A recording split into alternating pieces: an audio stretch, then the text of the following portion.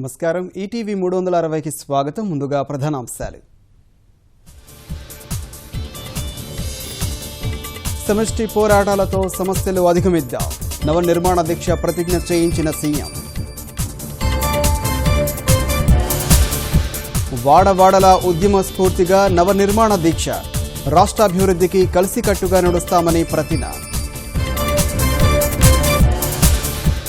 విజయవాడలో super speciality వైద్యశాలకు CM శంకుస్థాపన.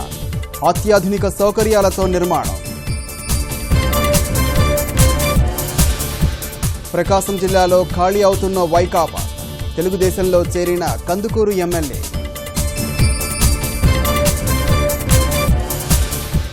కడప, ప్రకాశం, గుంటూరు జిల్లాల్లో ఈదురుగాలులతో వర్షాలు.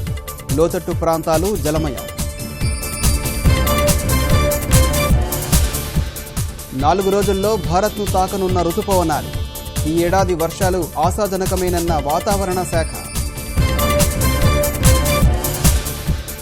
కాంగ్రెస్ అర్ధశతాబ్ద పాలనపై మోదీ విమర్శల వర్షం.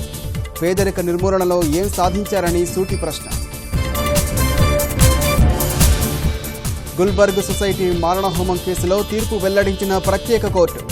24 మందిని దోషులుగా నిర్ధారించిన న్యాయస్థానం.